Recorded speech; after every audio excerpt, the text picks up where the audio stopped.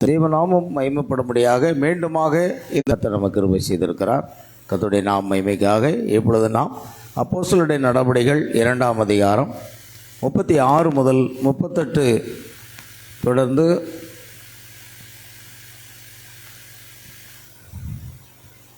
நாற்பத்தி வசனங்களை 36 முதல் 41 வசனங்களை வாசிக்க கேட்போம்.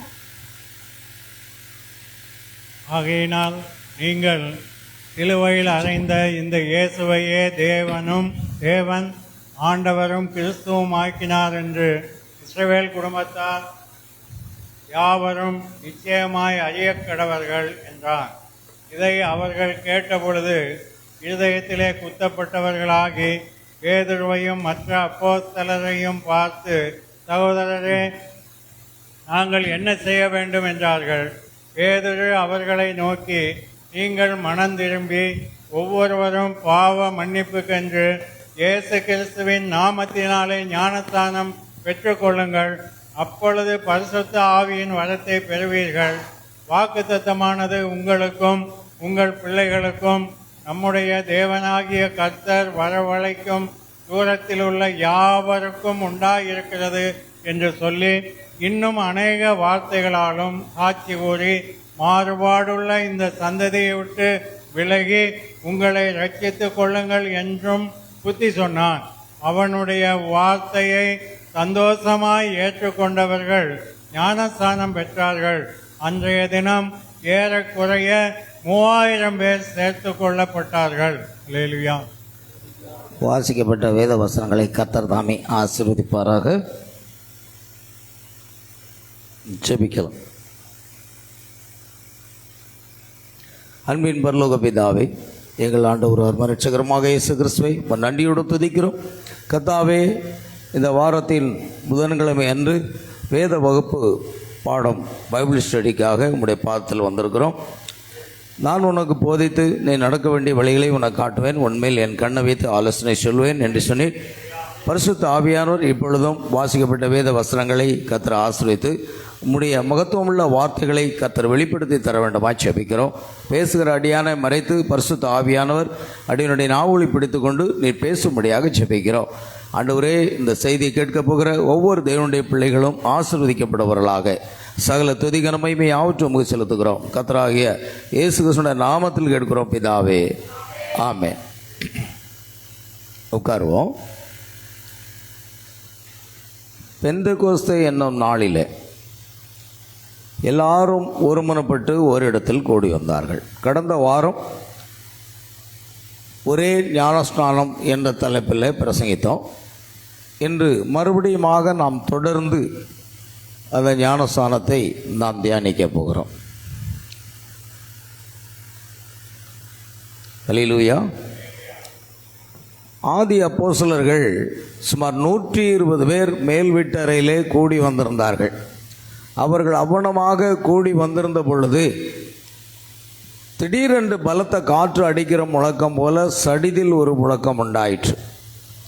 அவர்கள் பரிசுத்த ஆவியின் அபிஷேகம் பெற்றுக்கொண்டார்கள். பேதுரு பரிசுத்தாவில் நிறைந்து, நீங்கள் நினைக்கிறபடி இவர்கள் வெறி கொண்டவர்கள் அல்ல, பொழுது விடிந்து 3ஆம் மணி வேளையாக இருக்கிறது என்று சொல்லி, யோவேல் தீர்க்கதரிசி சொன்னபடி மாம்சமான யாவர் மேலும் என் ஆவியை ஊற்றுவேன் என்ற வாக்குத்தத்தத்தை இப்பொழுது கர்த்தர் நிறைவேற்றி கொடுத்தார் என்று.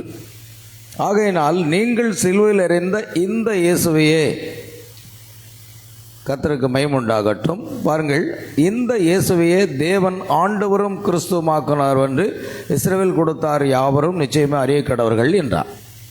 ஆங்கிலத்தில் போத் லார்ட் அண்ட் கிரைஸ்ட், கர்த்தரும் கிறிஸ்துவும் என்ற அர்த்தத்தில் எழுதப்பட்டிருக்கு. இதை அவர்கள் கேட்டபோது இருதயத்தில் குத்தப்பட்டவர்களாகி பேதுருவையும் மற்ற அப்போஸ்தலர்களையும் பார்த்து, சகோதரரே, நாங்கள் என்ன செய்ய வேண்டும் என்றார்கள். பேதுரு அவர்களை நோக்கி, நீங்கள் மனம் திரும்பி ஒவ்வொருவரும் பாவ மன்னிப்புக்கென்று இயேசு கிறிஸ்துவின் நாமத்தினாலே ஞானஸ்நானம் பெற்றுக்கொள்ளுங்கள். அப்பொழுது பரிசுத்த ஆவியின் வரத்தை பெறுவீர்கள். Then Peter said unto them, Repent and be baptized every one of you in the name of Jesus Christ for the remission of sins, and ye shall receive the gift of the Holy Ghost. வாக்குத்தத்தமானது உங்களுக்கும் உங்கள் பிள்ளைகளுக்கும் நம்முடைய தேவனாகிய கர்த்தர் வரவழைக்கும் தூரத்தில் உள்ள யாவருக்கும், அதாவது உலகம் முழுவதும் இருக்கிற எல்லாருக்கும் இதே வாக்குத்தத்தம் தான். For the promise is unto you and to your children and to all that are afar off, even as many as the Lord our God shall call. இன்னும் அநேக வார்த்தைகளாலும் சாட்சி கூறி மாறுபாடுள்ள இந்த சந்ததியை விட்டு விலகி உங்களை ரட்சித்துக் கொள்ளுங்கள் என்று புத்தி சொன்னான். அவனுடைய வார்த்தையை சந்தோஷமாக ஏற்றுக்கொண்டவர்கள் ஞானஸ்தானம் பெற்றார்கள். அன்றைய தினம் ஏறக்குறைய 3000 பேர் சேர்த்துக் கொள்ளப்பட்டார்கள். இதுதான் ஆதி திருச்சபை. அல்லேலூயா. இந்த ஆதி திருச்சபையில் என்ன ஞானஸ்தானம் கொடுத்தார்களோ அதைத்தான் நாம் இன்றைக்கு கொடுத்து கொண்டு வருகிறோம். அதை வேத பிரகாரமாக அதை இப்பொழுது நாம் அதை கவனிக்க போகிறோம். கர்த்தருக்கு மகிமை உண்டாகட்டும். Praise Lord Jesus. அருமையான தேவனுடைய பிள்ளைகளே, இப்பொழுது நாம் பார்க்கிறோம், அதாவது இந்த ஞானஸ்தானத்தை குறித்து நாம் ஒரு சில காரியங்களை பேசுகிறோம். கடந்த வாரமும் அதை தியானித்தோம். பைபிள் சொல்லுது, எபேசியர் 4ஆம் அதிகாரம் 5ஆம் வசனம், ஒரே கர்த்தர், ஒரே விசுவாசம், ஒரே ஞானஸ்தானம் என்பதாக காணப்படுகிறது. ஆண்டவருக்கு மகிமை உண்டாகட்டும். ஆகையால் மூன்றுமே நாம் பார்க்கும் பொழுது பிரியமானவர்களே, ஒரே கர்த்தர், ஒரே விசுவாசம், ஒரே ஞானஸ்தானம் என்பதாகத்தான் அது காணப்படுகிறது. அதாவது இப்பொழுது நாம் கடந்த வாரத்திலே நாம் அதை தியானித்தோம். இப்பொழுது மறுபடியுமாக நாம் அதை தியானிக்க போகிறோம். ஒரு சில காரியங்களை பாருங்கள்.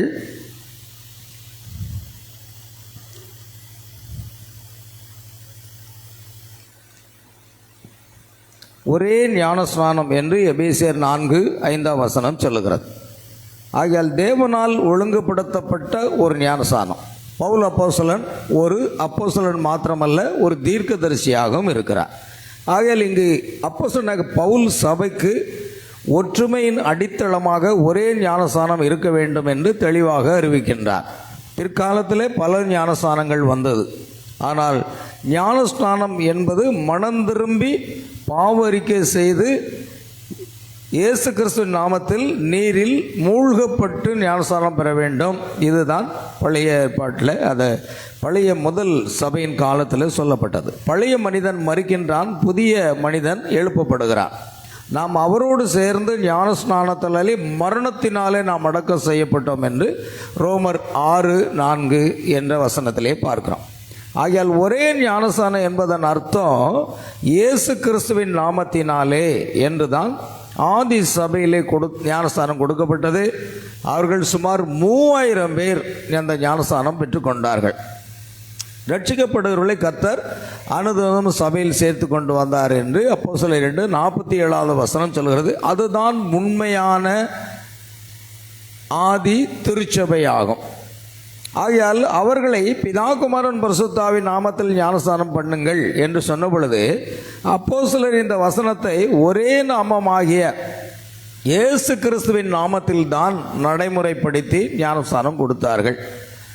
ஒரே நாமம் இயேசு கிறிஸ்து மட்டுமே. ஆகையால் மனம் திரும்பி இயேசு கிறிஸ்துவின் நாமத்தில் ஞானஸ்தானம் பெறுங்கள் என்று அப்போஸ்தலர் 2:38 எழுதப்பட்டிருக்கிறது. அப்போஸ்தலர் காலத்தில் யாருமே பிதா குமாரன் பரிசுத்த ஆவி என்று 3 நாமங்களில் ஞானஸ்நானம் பெறவில்லை, கொடுக்கவும் இல்லை, பெறவும் இல்லை. அது வேத பிரகாரமாகவும் சரித்திர பிரகாரமாகவும் நிரூபிக்கப்படுகிறது. எல்லாருமே இயேசு கிறிஸ்துவின் நாமத்திலே ஞானஸ்நானம் பெற்றார்கள். பாருங்கள், அப்போஸ்தலர் 8:16 வசனத்திலே கூட அங்கே என்ன எழுதியிருக்கிறது வாசிக்கலாம். அப்போஸ்தலர் 8:16, அப்போஸ்தலர் 8:16 வாசிக்கலாம். அவர்கள் பரிசுத்த ஆவியை பெற்றுக்கொள்ளும்படி அவர்களுக்காக ஜெபம் பண்ணி அவர்கள் மேல் கைகளை வைத்தார்கள். அப்பொழுது அவர்கள் பரிசுத்த ஆவியை பெற்றார்கள். பாருங்க, அதுக்கு முந்தின வசனம் அங்க இருக்கு 16. இவர்கள் வந்த பொழுது 15ஆம் வசனம், இவர்கள் வந்த பொழுது அவர்களில் ஒருவனும் பரிசுத்த ஆவியை பெறாமல், பாருங்க, அவர்கள் ஒருவனும் இன்னும் பரிசுத்த ஆவியை பெறாமல் கர்த்தராகிய இயேசுவின் நாமத்தினாலே ஞானஸ்நானத்தை மாத்திரம் பெற்றவர்களாக கண்டு, கர்த்தராகிய இயேசு கிறிஸ்துவின் நாமத்தினாலே ஞானஸ்நானம் மாத்திரம் பெற்றவர்களாக கண்டு அவர்கள் பரிசுத்த ஆவியை பெற்றுக்கொள்ளும்படி அவர்கள் அவர்களுக்காக ஜெபம் பண்ணி அவர்கள் மேல் கைகளை வைத்தார்கள். அப்பொழுது அவர்கள் பரிசுத்த ஆவியை பெற்றார்கள். அப்போஸ்தலர் 2:38 வசனத்தில் தான் எங்கேயும் நிறைவேறுகிறது. ஒரு மனிதன் பரிசுத்த ஆவியின் அபிஷேகம் பெற வேண்டுமானால் அவன் மனம் திரும்பி பாவ அறிக்கை செய்து கர்த்தராகிய இயேசு கிறிஸ்துவின் நாமத்தினாலே ஞானஸ்நானம் பெற்றுக்கொள்ள வேண்டும். அப்பொழுது பரிசுத்த ஆவியின் வரத்தை பெறுவீர்கள். அது வாக்குத்தத்தமானது உங்களுக்கு, உங்கள் பிள்ளைகளுக்கு, நம்முடைய தேவனாய கர்த்தர் வரவழைக்கும் தூரத்தில் உள்ள யாவருக்கும் அதுதான். அதை யூதர்களுக்கு ஒரு முறை ஒரு மாதிரியாக, பிரஜாதிகளுக்கு ஒரு மாதிரியாக, அப்படி ஞானஸ்நானம் ஒரு நாள் என்ன செய்யப்படாது, கொடுக்கப்படாது என்பதை நாம் முக்கியத்துவமாக புரிந்து கொள்ள வேண்டும். அதில் பிரியமானவர்களை நாம் கவனிக்கிறோம்.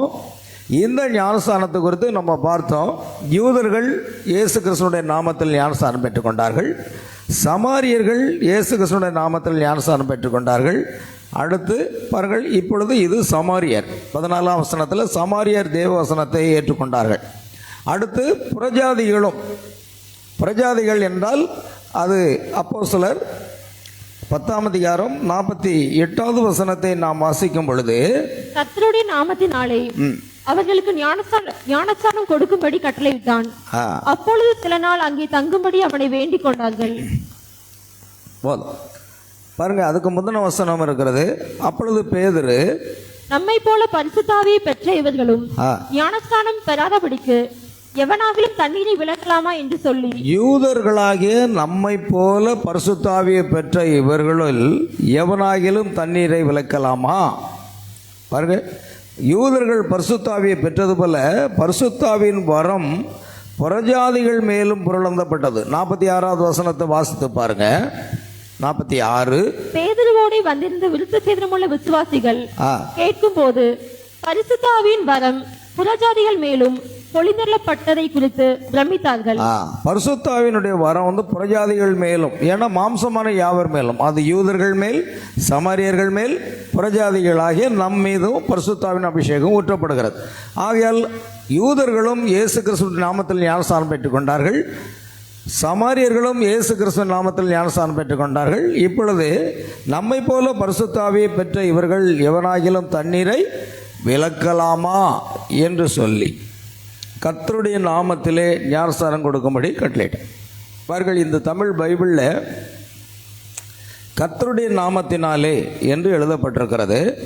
ஆனால் இங்கே நான் ஒரு காரியத்தை நான் சொல்ல போகிறேன். இது யாருக்கும் சில காரியங்கள் தெரியாது.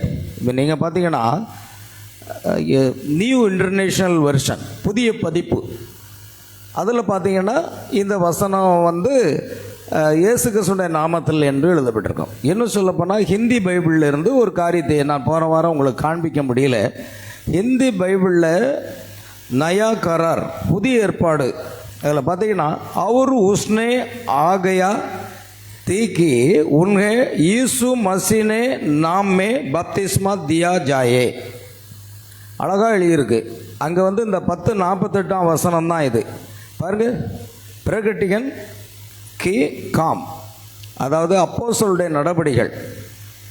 ஆகிய அப்போஸ்தலருடைய நடபடிகளில் என்ன எழுதியிருக்கு அப்படின்னா, அவர் உஸ்னே ஆகையா தீக்கி உன்ஹே ஈசு மசீக்கு நாமே பப்திஸ்மா தியா ஜாயே. அப்போ இயேசு கிறிஸ்துவின் நாமத்தில் தான் ஞானஸ்நானம் கொடுத்தார்கள் என்று ஹிந்தி பைபிளில் இருக்குது. அது இந்து பைபிளில் இருந்து நான் எடுத்தது. என்கிட்ட இந்து பைபிள் புதிய ஏற்பாடு இருக்கிறது. இது பல வருடங்களுக்கு முன்பாக நான் வாங்கினது. பாருங்கள், அப்போ இந்தி பைபிளில் என்ன அப்படின்னா தெளிவாக இருக்கிறது. இயேசு கிறிஸ்துவின் நாமத்தில் தான் ஞானஸ்நானம் கொடுத்தார்கள் இருக்குது. இப்போ அதுக்கு இந்தியில் இருக்குது.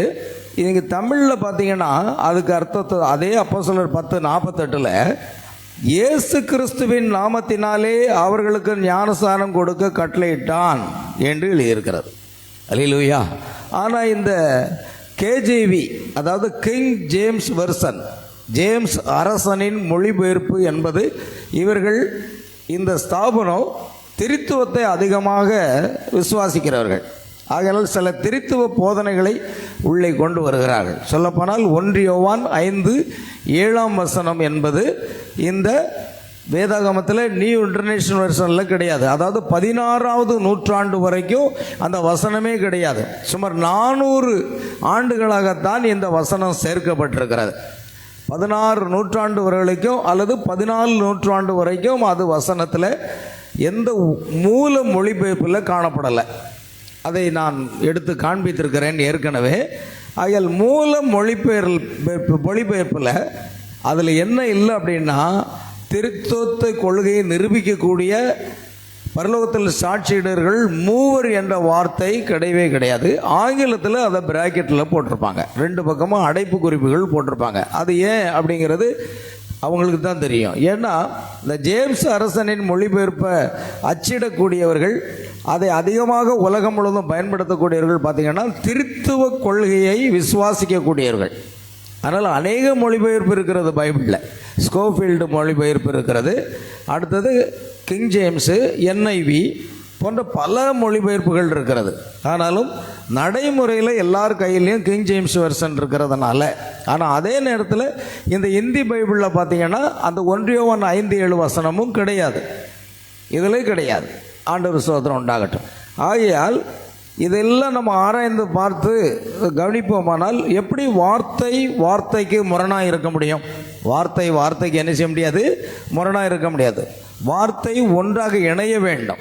ஏனென்றால் கர்த்தருடைய புஸ்தகத்தில் தேடி வாசியுங்கள், அவைகளில் ஒன்றும் குறையாது, ஒன்றும் ஜோடி இல்லாதிராது. கர்த்தருடைய வாய் இதை சொல்லிட்டு கர்த்தருடைய ஆவி அவைகளை சேர்க்கும். அப்போ ஒரு வசனத்துக்கு ஒரு வசனம் முரண்பாடு இருக்காது. அப்போஸ்தலர் 28 மத்தேயு 28:19 அப்போஸ்தலர் 2:38க்கும் முரண்பாடு கிடையாது, இருக்க முடியாது. ஆனால் ஜனங்கள் முரண்பாடு படுத்திக் கொள்ளுகிறார்கள். பிதாகுமாரன் பரிசுத்தாவின் அந்த பட்ட பேரில் தான் ஞானஸ்தானம் கொடுக்க வேண்டும் அநேக போதகர்கள் போதிக்கிறார்கள். ஒருவேளை நீங்கள் அவரிடத்தில் போய் ஒரு கேள்வி கேட்கலாம். சில விசுவாசிகள் கேட்பாங்க, அது கர்த்தராகிய இயேசு கிறிஸ்துவின் நாமத்தில் தான் ஞானஸ்தானம் கொடுக்கணும்னு சொல்கிறாங்களே, ஆனால் நீங்கள் பிதாகுமாரன் பரிசுத்தாவின் நாமத்தில் ஞானஸ்தானம் கொடுத்து கொண்டிருக்கிறீர்கள் என்று கேட்டால் அதற்கு என்ன சொல்வார்கள்னா, பிதாகுமாரன் பரிசுத்தாவின் நாமத்தில் தான் ஞானஸ்தானம் கொடுக்கும்படி இயேசு கட்டளையிட்டார். ஆனால் அப்போஸ்தலனாக பேதுருவும் மற்ற அப்போஸ்தலர்களும் பவுலும் கூட இயேசு கிறிஸ்துவினுடைய நாமத்தில் தான் என்ன செய்தாங்க? ஞானஸ்தானம் கொடுத்தாங்க. அப்படி சொல்லும்போது அவங்க என்ன சொல்லுவாங்கன்னா, நமக்கு அப்போஸ்தலர்கள் முக்கியமா அல்லது இயேசு முக்கியமா? இயேசு சொன்னது முக்கியமா அப்போஸ்தலர்கள் சொன்னது முக்கியமா என்று கேள்வி வைப்பார்கள். பாருங்கள், அப்போஸ்தலர்கள் பரிசுத்தாவின் அபிஷேகத்தை பெற்று தான் ஞானஸ்தானம் கொடுத்தார்கள். அதனால் இந்த மாதிரி சொந்த மூளைக்கு வேலை கொடுத்து அவர்களுடைய திருத்துவ கொள்கையை நிரூபிப்பதற்காக எதை வேண்டுமானாலும் வேதத்தை புரட்டுவார்கள். ஆனால் வேதம் என்ன சொல்லுகிறதோ அதை அப்படியே விசுவாசிக்கணும். பாருங்கள், அப்போஸ்தலர் 10:48 கர்த்தருடைய நாமத்திலே ஞானஸ்தானம் கொடுக்கும்படி கட்டளையிட்டார்னு எழுதியிருக்கிறது. ஆனால் ஹிந்தி பைபிளில் அப்படி இல்லை. ஹிந்தி பைபிளில் இயேசு மசீகா நாம்சே, இயேசு மசீகா நாமே பப்திஸ்மா தியா ஜாயே என்று எழுதியிருக்குது. அப்போ அதை தமிழில் அதை மொழிபெயர்த்து பார்த்தா இயேசு கிறிஸ்துவின் நாமத்தினாலே அவர்களுக்கு ஞானஸ்தானம் கொடுக்க கட்டளையிட்டான் என்று இருக்கிறது. பாருங்கள், அப்போ அங்கேயும் ஒரு தவறு அவர்கள் செய்து விட்டார்கள். கர்த்தருடைய நாமத்தில்ன்னு சொல்லிட்டாங்க. கர்த்தருடைய நாமம் இயேசு கிறிஸ்து தான், ஆனால் தெளிவாக இருக்குது. ஏன் அந்த பைபிளில் தெளிவாக இருக்கிறது என்பதை நம்ம கவனிக்க வேண்டும். ஆகையால் பிரியமானவர்களே, இப்போ ஒரு காரியத்தை நம்ம பார்க்குறோம், அதனால் இதை நம்ம கவனிக்க. இப்போ இந்த ஞானஸ்தானத்தை குறித்து நம்ம சற்று தியானிப்போம். அப்போது 3 நாமங்களில் பாருங்கள், ஒரே நாமம் இயேசு கிறிஸ்து தான். மனம் திரும்பி இயேசு கிறிஸ்து நாமத்தில் ஞானஸ்தானம் பெற்றுங்கள், அது அப்போஸ்தலர் 2:38. யாரும் பிதாகுமாரன் பரிசுத்தாவி என்று 3 நாமங்களில் ஞானஸ்தானம் பெறவில்லை, ஞானஸ்தானம் கொடுக்கவும் இல்லை. அது இயேசு கிறிஸ்துனுடைய நாமத்தில் மட்டும்தான். அது அப்போஸ்தலர் 19ஆம் அதிகாரத்தில் நம்ம யார் யோவான் ஸ்நானகன் கொடுத்த ஞானஸ்தானத்தை பெற்றிருந்தவர்கள் பரிசுத்தாவியை பெறுவதற்காக கர்த்தராகிய இயேசு கிறிஸ்துவின் நாமத்தில் பவுல் ஞானஸ்தானம் கொடுத்தார். அல்லாமலும் பவுல் அவர்கள் கைகளை அவர்கள் மேல் வைத்தபோது பரிசுத்தாவி அவர்கள் மேல் வந்தார் என்று நாம் கடந்த வாரம் தியானித்தோம். ஆகையால் ஞானஸ்நானம் என்பது எதற்காக அப்படின்னா, அவரோடு கூட நாம் பாவத்துக்காக மரித்து அடக்கம் பண்ணப்பட்டு ஞானஸ்தானம் பெற்று தண்ணீரை விட்டு வெளியே வரும் பொழுது உயிர்த்தெழுதலின் சாயலிலே நாம் இணைக்கப்படுகின்ற ஒரு அடையாளம். இயேசு நமக்காக மரித்தார், அடக்கம் பண்ணப்பட்டார், 3ஆம் நாள் உயிர்த்தெழுந்தார். அதற்கு அடையாளமாக இருக்கிறது தான் பாவத்துக்காக மரிப்பது, தண்ணீரிலே அடக்கம் செய்யப்படுவது, மூழ்குகிறது. அடுத்து தண்ணீரை விட்டு எழும்பும் பொழுது உயிர்த்தெழுதலின் சாயலை நாம் பெற்றுக்கொள்கிறோம் என்று ரோமர் 6ஆம் அதிகாரம் 2வது வசனத்திலிருந்து நீங்கள் தொடர்ந்து வாசித்து பார்த்தா உங்களுக்கு புரியும். கர்த்தருக்கு ஸ்தோத்திரம். ஞானஸ்நானம் தேவனோடு கூட, இயேசுவோடு கூட நாம் ஒரு உடன்படிக்கையை செய்துக்கிறோம். பாருங்கள், இயேசு கிறிஸ்துவின் நாமத்தில் தான் அந்த முழுகுதலாக அது இருந்தது. வேறொரு ஞானஸ்நானம் என்பது கிடையவே கிடையாது.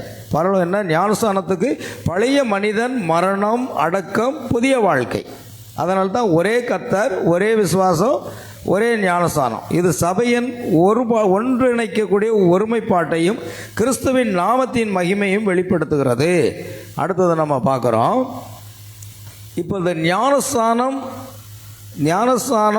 அடுத்து விஎஸ் ஞானஸ்நானம் திருத்துவ நடைமுறை, வேதாகமும் ஒப்பீடு.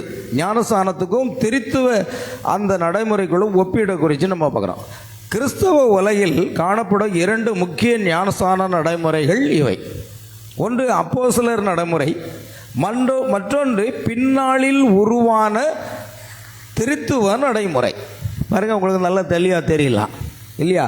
2 காரியத்தை பார்க்குறோம். ஒன்று அப்போஸ்தலருடைய நடைமுறை, அதுதான் பரிசுத்தாவின் அபிஷேகத்தோடு கொடுக்கப்பட்ட நடைமுறை தான். கிபி 300 ஆண்டுகள் வரைக்கும் அதுதான் இருந்தது சபையில். இன்னொன்று பின்னாளில் உருவான, அது வார்த்தை அல்ல, அது திருத்துவ நடைமுறை. அடிப்படை வேறுபாடு ஒப்பீட்டு அட்டவணையை பார்த்தோமானால் இயேசு கிறிஸ்துவின் நாமத்தில் ஞானஸ்நானம். அடுத்து திருத்துவ நடைமுறை என்பது பிதா, குமாரன், பரிசுத்தாவின் நாமத்தில் ஞானஸ்நானம். இந்த 2 காரியத்தையும் நம்ம அங்கே பார்க்குறோம். ஆகையால் மத்தேயு 28:19 நடைமுறை செய்தவர்கள் அப்போஸ்தலர்கள் அல்ல. அதாவது 2:38 தான் 28:19 வெளிப்பாடாக அப்போஸ்தலர்கள் சரியாக ஞானஸ்நானம் கொடுத்தார்கள். ஏனென்றால் பிதா, குமாரன், பரிசுத்த ஆவியின் நாமத்திலே ஞானஸ்நானம் கொடுத்து என்று இயேசு சொன்னார். அந்த நாமம் கர்த்தராகிய இயேசு கிறிஸ்து. ஏனென்றால் நாம் ரட்சிக்கப்படுவதற்கு இயேசு கிறிஸ்துடைய நாமம் இல்லாமல் வேறு நாமம் கட்டளையிடப்படவில்லை என்று அப்போஸ்தலர் 4:12வது வசனத்திலே இருக்கிறது. கர்த்தருக்கு பயம் உண்டாகும். ஆகையால் பிதா, குமாரன், பரிசுத்த ஆவி அந்த பட்டங்கள் வேதாகமத்தில் செயல்படுத்தல் இல்லை. அது சுத்தமாக இல்லாத ஒரு காரியம். அப்போஸ்தலருடைய செயல்பாடுகளில் அது கிடையாது. தேவனுடைய வெளிப்பாடு தேவன் ஒரே நாமத்தில் வெளிப்படுதல், தேவன் 3 நபர்கள் என்ற புரிதல் ரட்சிப்பு தொடர்பான பாவ மன்னிப்பாக அல்ல. அது அப்போஸ்தலர் 2:32 படி செய்யக்கூடிய ஒரே நடைமுறை அதுவாக இருந்தது. சரி, இப்பொழுது நாம் பார்க்குறோம். கொஞ்சம் கீழே போய் பார்க்கலாம். இதெல்லாம் நம்ம போன வாரம் பார்த்துட்டோம். இதை சற்று நாம் திரும்பியும் பார்க்கலாம். பிதா, குமாரன், பரிசுத்த ஆவி என்பது வெறும் பட்ட பெயர்கள் தான். ஃபாதர், சன், ஹோலி ஸ்பிரிட் பட்ட பெயர்கள் தான். ஆனால் அவருடைய நாமம், பிதாவின் நாமம் இயேசு. யோவான் 5:43 நான் என் பிதாவின் நாமத்திலே வந்திருந்தோம், நீங்கள் என்னை ஏற்றுக்கொள்ளவில்லை. அப்படியானால் பிதாவினுடைய நாமம் இயேசு தான். அடுத்து குமாரனுடைய நாமம் மத்தேயு 1:21 அவள் ஒரு குமாரனை பெறுவாள், அவருக்கு இயேசு என்று பெயரிடுவார்கள். குமாரனுடைய நாமமும் இயேசு தான். அடுத்து பரிசுத்த ஆவியின் நாமம் என்ன? யோவான் 14:26வது வசனத்தில் அங்கே என்ன சொல்லப்பட்டிருக்கு? வாசிங்க. யோவான் 14:26. இந்நாமத்தினாலே பிதா அனுப்ப போகிற பரிசுத்த ஆவியாகிய தேற்றரவாளனே எல்லாவற்றையும் உங்களுக்கு போதித்து நான் உங்களுக்கு சொன்ன எல்லாவற்றையும் உங்களுக்கு நினைப்பூட்டுவார். பாருங்க, என் நாமத்தினாலே பிதா அனுப்ப போகிற பரிசுத்தாய். இப்போ பரிசுத்தாவி எந்த நாமத்தில் வருகிறது? அதுவும் இயேசு கிறிஸ்து நாமத்தில் தான் வருகிறது. பிதாவினுடைய நாமம் இயேசு, குமாரனுடைய நாமம் இயேசு, பரிசுத்தாவினுடைய நாமமும் இயேசு கிறிஸ்துடைய நாமத்தில் தான் பரிசுத்தாவி அங்கு வருகிறது. ஆகையால் பிதா, குமாரன், பரிசுத்தாவி என்பது கர்த்தராகிய இயேசு கிறிஸ்து என்பதாகும். ஆகவே மத்தேயு 28:19 அப்போஸ்தலருடைய செயல்பாடுகளிலே அது 2:38 இருந்தது. ஆனால் பிதா, குமாரன், பரிசுத்த நாமத்தில் கொடுக்கிற ஞானஸ்நானம் திருத்துவ நடைமுறை, அது திருத்துவ நடைமுறையாக இருந்தது. அப்போஸ்தலர் பாருங்கள், அது எப்பொழுது வந்தது அப்படிங்கிறத நம்ம போன வாரம் பார்க்கல. இப்போ நம்ம அதை பார்க்குறோம். அப்போஸ்தலர் காலத்துக்கு பிறகு கிபி 3-4 நூற்றாண்டுகளில் பாருங்க, கிபி 3வது நூற்றாண்டிலிருந்து 4வது நூற்றாண்டுகளில் தான் சபைகள் என்ன செய்கிறதுன்னா, அதாவது நிசையா கவுன்சிலின் நிசையா ஆலோசனை சங்கம் என்ற ஒரு பேரவையை ஏற்படுத்தி அங்குதான் அது நடைமுறைப்படுத்தினது. அங்குதான் கிட்டத்தட்ட கிபி 3ஆம் நூற்றாண்டிலிருந்து 4ஆம் நூற்றாண்டுக்கு இடைப்பட்ட காலகட்டத்தில் பிதாகுமாரன் பரிசுத்தாவி என்ற பட்ட பேரில் கொடுக்குற ஞானஸ்தானம் முதலாக ரோமன் கத்தோலிக்க ஸ்தாபனம் தான் கொண்டு வந்தது. அதைத்தான் எல்லா ஸ்தாபனங்களும் பின்பற்றுகிறது. பெந்தகோஸ்தே சபையும் கூட அதைத்தான் பின்பற்றுகிறது. ஆனால் பைபிள் என்ன சொல்லுது? ஒரே கர்த்தர், ஒரே விசுவாசம், ஒரே ஞானஸ்தானம். அது எபேசியர் 4:5 என்று பவுல் தெளிவாக சொல்கிறார். பவுல் கிறிஸ்து இயேசுக்குள்ளாக ஞானஸ்தானம் பெற்ற நாம் அனைவரும் என்று தன்னையும் சேர்த்து கொள்கிறார். அடுத்து அவர் என்ன செய்கிறார்? கர்த்தராகிய இயேசு கிறிஸ்துவின் நாமத்தில் ஞானஸ்தானமும் கொடுக்கிறார் இல்லையா? 2 காரியத்தை நம்ம பார்க்குறோம். ஆகையால் திருத்துவ நடைமுறை பின்னாளில் உருவான ஒரு மரபு. வேதாகமத்தில் செய்து காட்டப்பட்டது இயேசு கிறிஸ்துவின் நாமத்தில் தான் ஞானஸ்தானம். அதுதான் பைபிள் படி. அல்லேலூயா. கவனிங்க, இப்போ நம்ம ஒரு காரியத்தை பார்க்கலாம். வசனம், வரலாறு, நடைமுறை இது எல்லாத்தையும் நம்ம பார்க்க போனால் அடிப்படை சத்தியம் ஒரே கர்த்தர், ஒரே விசுவாசம், ஒரே ஞானஸ்தானம். அதுதான் அடிப்படை போதகமாக நமக்கு இருக்கிறது. இப்போ பாருங்கள், ஒரு காரியத்தை நான் இங்கே நடைமுறைப்படுத்தி அதை வாசிக்கிறேன். இதெல்லாம் நம்ம முடிச்சிட்டோம். போன வாரமே அதை சில காரியங்களை முடிச்சிட்டோம். இங்கே பார்க்கலாம். முதலாவது மத்தேயு 28:19, அப்போஸ்தலர் 2:38 நடைமுறை விளக்கம். வரலாறு 1ஆம் நூற்றாண்டு அப்போஸ்டலிக் ஏஜ். அப்போஸ்தலர்கள் உயிருடன் இருந்த காலம் 100% இயேசு கிறிஸ்துவின் நாமத்தில் தான் ஞானஸ்நானம். எந்த திருத்துவ சடங்கும் அங்கு இல்லை. 2ஆம் 3ஆம் நூற்றாண்டு கிரேக்க தத்துவ தாக்கம் ஏற்பட்டு அதன் மூலமாக என்ன வந்ததுன்னா, நிசையா கவுன்சில் மூலமாக தான் அந்த நடைமுறைக்கு திருத்துவ ஞானஸ்தானம் வந்தது. இது அதிகாரப்பூர்வமாக ரோமன் கத்தோலிக்க ஸ்தாபனம் உறுதிப்படுத்தினது. திருத்துவ நடைமுறை அப்போஸ்தலருக்கு பின் வந்த கால மரபாக இருக்கிறது. ஆகையால் ஒரு விசுவாசிக்கு ஞானஸ்தானம் என்பது பாவமன்னிப்பு கண்டு கர்த்தராகிய இயேசு கிறிஸ்துவின் நாமத்தில் தான் ஞானஸ்தானம் பெற்றுக்கொள்ள வேண்டியது அவசியமாக இருக்கிறது. ஆகையால் உண்மையான சபை அப்போஸ்தலருடைய போதனை, அப்போஸ்தலருடைய நடைமுறை. சரி, ஞானஸ்தானம், வசனம், வரலாறு இதை நீங்கள் பார்த்தீங்கன்னா, இதை நம்ம இந்த காலத்துக்கென்று அனுப்பப்பட்ட மல்கியா 4:5-6 படி அனுப்பப்பட்ட ஒரு தீர்க்கதரிசியும் கூட சொல்கிறாரு. அவர் எங்கே சொல்கிறார் பாருங்க, ஒரே ஞானஸ்தானம், ஒரே கர்த்தர், ஒரே விசுவாசம். அதை குறித்து நம்ம பார்க்குறோம்.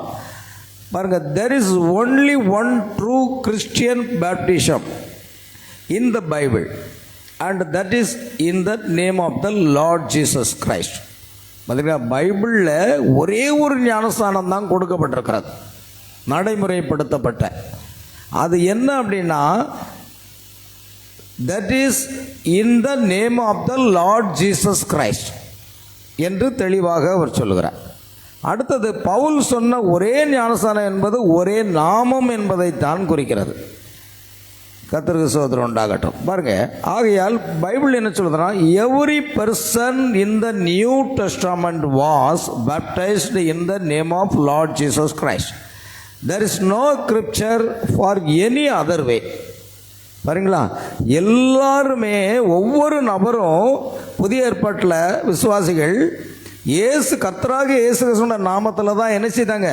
ஞானஸ்தானம் பெற்றுக்கொண்டார்கள். வேறு வழி கிடையாது, வேறு எந்த ஸ்கிரிப்சர், அதாவது வசனங்களும் கிடையாது. அதை நாம் புரிந்து கொள்ள வேண்டும். கர்த்தருக்கு ஸ்தோத்திரம் உண்டாகட்டும். ஆகையால் பிதாகுமாரன் பரிசுத்தாவினுடைய நாமம் என்பது கர்த்தராகிய இயேசு கிறிஸ்து என்பதாக காணப்படுகிறது. ஆண்டவருக்கு மகிமை உண்டாகட்டும். இப்போ வரலாறு இதெல்லாம் நம்ம பார்க்குறோம். 1ஆம் நூற்றாண்டில் தான் இயேசு கிறிஸ்துடைய நாமத்தில் மட்டுமே திருத்துவ சடங்கு என்பது இல்லை அப்படிங்கிறத நம்ம பார்த்துட்டோம். சரி, இப்போ பாருங்கள், இன்னொரு காரியத்தை நான் உங்களுக்கு சொல்கிறேன்.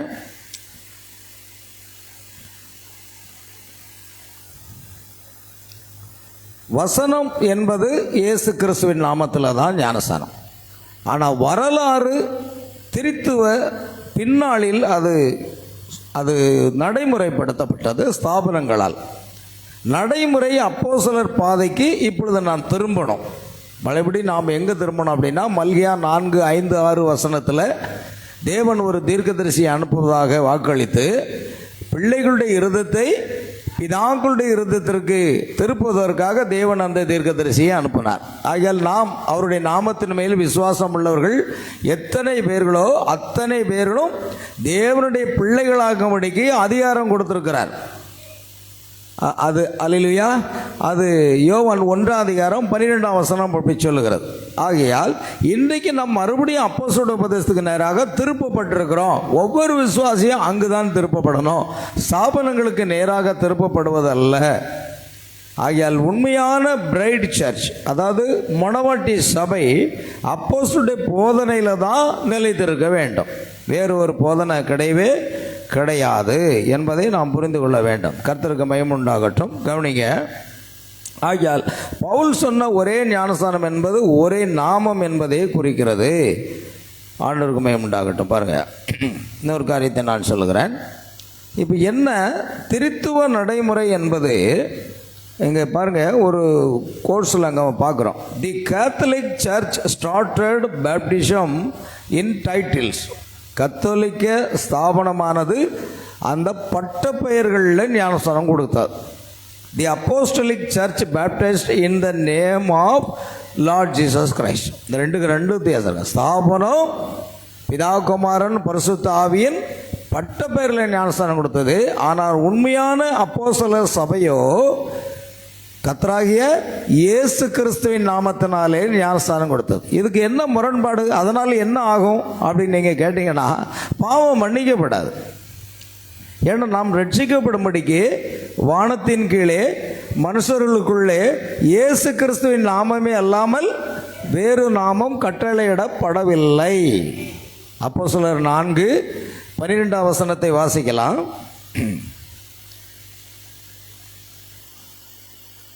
அப்போஸ்தலர் 4:12. அவராலே அன்றி வேறு ஒருவராலும் ரட்சிப்பு இல்லை. நாம் ரட்சிக்கப்படும்படிக்கு, பாருங்க, நாம் ரட்சிக்கப்படும்படிக்கு வானத்தின் கீழேயும் மனுஷர்களுக்குள்ளேயும் அவருடைய நாமமே அல்லாமல், பாருங்க, இயேசு கிறிஸ்துடைய நாமமே அல்லாமல் வேறொரு நாமம் கட்டளையிடப்படவில்லை. நாம் ரட்சிக்கப்பட வருவதற்கு எந்த மனிதனும், உலகத்தில் உள்ள எந்த மனிதனும் ரட்சிக்கப்பட வேண்டுமானால் அவனுக்கு என்ன நாமம் கொடுக்கப்பட்டிருக்கிறது? இயேசு கிறிஸ்துவின் நாமம் மட்டும்தான் கொடுக்கப்பட்டிருக்கிறது. வேறொரு நாமம் கட்டளையிடப்படவில்லை என்பது தெளிவாக நமக்கு கூறுகிறது. ஆண்டவருக்கு மகிமை உண்டாகட்டும். ஆகையால் வேதாகமத்திலிருந்து நாம் மிக தெளிவாக பார்த்தோம். பாருங்கள், தேவனுடைய வார்த்தைக்கு தேவனே வியாக்கியானி. God in his own interpreter and his interprets his word by making it happen just the way he said. தேவனுடைய வார்த்தைக்கு தேவனே வியாக்கியானி. பரிசுத்த ஆவினால் எழுதப்பட்ட வேதாகமத்துக்கு பரிசுத்த ஆவிதான் வியாக்கியானி. வேதாகம கல்லூரியில் எவ்வளவுதான் பயிற்சி பெற்றிருந்தாலும் பட்டங்கள் பெற்றிருந்தாலும் வேத வசனங்களை விளக்கம் கொடுக்க எவராலும் முடியாது.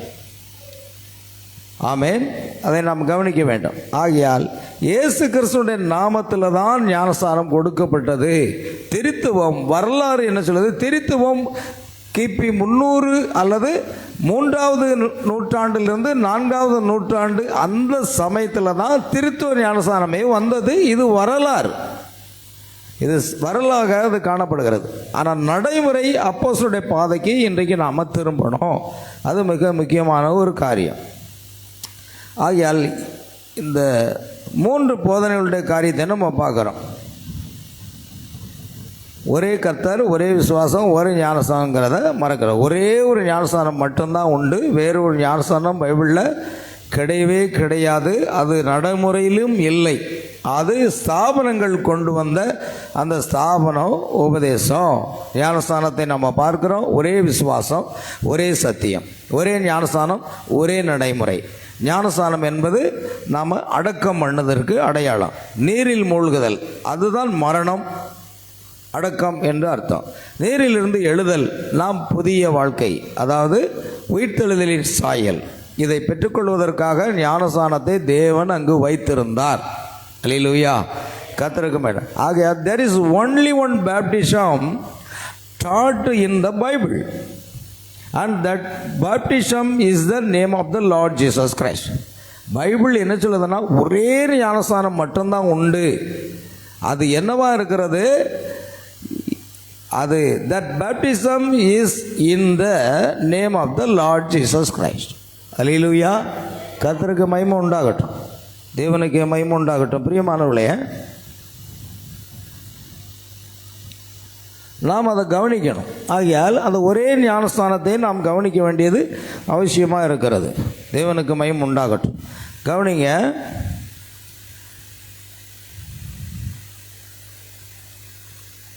ஒரே ஞானஸ்தானம் என்பதை நாம் தெளிவாக பார்க்கிறோம். ஆண்டவருக்கு மகிமை உண்டாகட்டும்.